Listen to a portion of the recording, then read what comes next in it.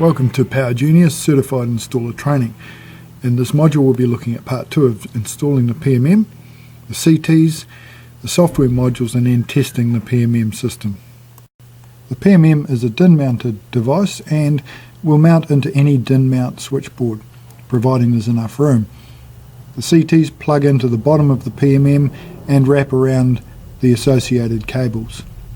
If there's not enough room in the switchboard, or if the switchboard is fully metallic, then it is advisable to mount the PMM outside of the switchboard and run the power supply to it and the CT cables back into the switchboard.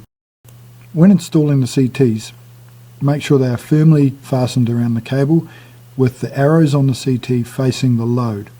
If the arrows are not facing the load, the readings from the PMM will be wrong.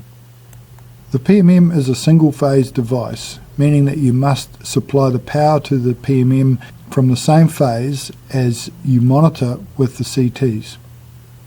You cannot, for example, power the PMM with the red phase and monitor the CT around other phases. To monitor another phase, you simply add another PMM. That PMM is then allocated to that phase at the time of provisioning. In some cases, you may need to extend the cables that are attached to the CTs. You can use twisted pair data cable or communications cables. Just make sure that when you cut them, strip them and join them, that you are maintaining a polarity throughout. Also make sure that effective segregation is maintained throughout the run of the cable so that you don't get any undue interference from mains cables. The way the PowerGenius network functions is that the PMMs will broadcast the relevant information across the network. It will be picked up by other PMMs and also controllers that will listen to that data and then take action based on their own configurations.